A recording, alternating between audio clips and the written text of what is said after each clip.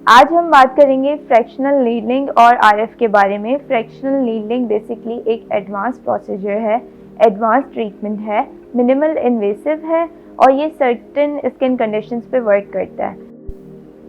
इस ट्रीटमेंट में एक स्पेसिफिक प्रोब होता है, उसके लिए हम एक स्पेसिफिक कार्ट्रिज लेते हैं। कार्ट्रिज जो होती है उसमें माइक्रो नीडल्स होती हैं, micro needling very fine needles होती हैं और गोल्ड नीडल्स होती हैं, जिसके थ्रू हम ग्रोथ फैक्टर्स और सीरम्स इन्फ्यूज़ करते हैं स्किन की डीपेस्ट लेयर में, यानी डर्मिस तक हम इसको इन्फ्यूज़ करते हैं सीरम्स को।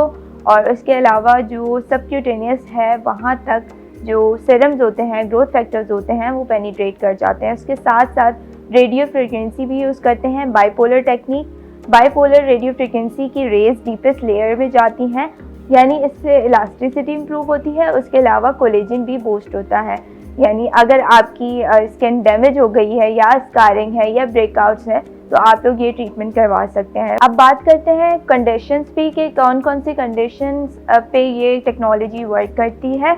इसमें जो है हम पीआरपी के साथ भी फ्रैक्शनल ट्रीटमेंट कर सकते हैं, फ्रैक्शनल नीडलिंग, और पीआरपी के विदाउट पीआरपी भी कर सकते हैं, क्योंकि इसमें आरएफ होता है, रेडियो फ्रिक्वेंसी होता है, जो कि कोलेजन को भी बूस्ट करता है और इलास्टिसिटी को इम्प्रूव भी करता है और मेंटेन भी करता है। जो टेक्नोलॉजी है एडवांस है, एक्नी स्कार्स के लिए है, डीप एक्नी स्कार्स के लिए भी है और जो स्ट्रेच मार्क्स होते हैं उनके लिए भी ये टेक्निक की जाती है। इसके अलावा पिगमेंटेशन है, ये सन टैनिंग है, या आपकी स्किन बहुत रफ हो गई है, टेक्सचर स्मूथ नहीं है स्किन का और बिल्कुल डल सी हो रही है, तो आप लोग ये ट्रीटमेंट करवा सकते हैं। और अगर किसी के फेस पे फाइन लाइंस प्रोमिनेंट हो रही हैं, लाफ लाइंस या रिंकल्स फॉर्म हो रहे हैं, तो भी ये ट्रीटमेंट वर्क करता है, क्योंकि इसमें कोलेजन होता है, कोलेजन जो है बूस्ट होता है। उसके अलावा इलास्टिसिटी इम्प्रूव होती है, यानी अगर आपकी स्किन बहुत लूज हो गई है तो वो टाइटन हो जाती है, फाइन लाइंस प्रोमिनेंट हो रही हैं तो वो टाइटन हो जाती है। इस ट्रीटमेंट के स्टार्ट में सबसे पहले पेशेंट के टारगेटेड एरिया पे नमिंग क्रीम अप्लाई की जाती है फॉर 30 मिनट्स। उसको स्टे ऑन टाइम दिया जाता है। उसके बाद वाइप करने के बाद हम डिस्पोजेबल कार्ट्रिज लेते हैं। इसकी स्पेसिफिक कार्ट्रिज होती है फ्रैक्शनल नीडलिंग की, वो हम फिक्स करते हैं फ्रैक्शनल नीडलिंग में, यानी उसके प्रोब में। प्रोब के बाद प्रोब को फिक्स करने के बाद हम स्टार्ट करते हैं प्रोसीजर में हम ग्रोथ फैक्टर भी ले सकते हैं, रिच प्लाज्मा भी ले सकते हैं और कॉकटेल्स भी ले सकते हैं सीरम्स की फॉर्म में। उसके अलावा हम जब ये प्रोसीजर स्टार्ट करते हैं तो जो टारगेटेड एरिया होता है वहाँ पे माइक्रो नीडलिंग के साथ साथ रेडियो फ्रिक्वेंसी रेज भी पेनिट्रेट हो रही होती हैं, इन्फ्यूज हो रही होती हैं। उसके साथ साथ जो ग्रोथ फैक्टर या प्लाज्मा है, या आपने अगर कॉकटेल्स लिए हैं या सीरम्स लिए हैं, तो वो भी इन्फ्यूज हो रहे होते हैं। रेडियो फ्रिक्वेंसी की रेज जो होती हैं वो बाइपोलर होती हैं और डीपेस्ट लेयर में जाके स्किन में कोलेजन को बूस्ट देती हैं।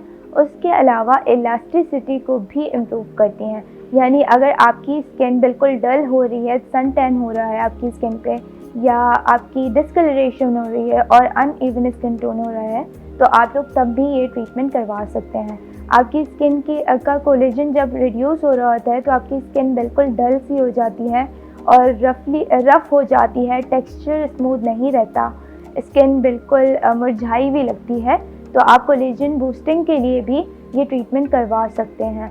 और उसके बाद जब ये ऑल ओवर द फेस को हम इस ट्रीटमेंट के थ्रू ट्रीट कर देते हैं तो लिटिल बिट रेडनेस आ जाती है, जो कि नॉर्मल है और 24 आवर में सेटल हो जाती है। उसके बाद हम सेकेंड सेशन के लिए पेशेंट को बुलाते हैं 25 डेज़ बाद। मिनिमम इस ट्रीटमेंट के 2 to 3 सेशंस रिक्वायर्ड होते हैं to get the desired result, और पेशेंट टू पेशेंट वेरी करता है कि पेशेंट की रिक्वायरमेंट क्या है और स्किन कंडीशन क्या है।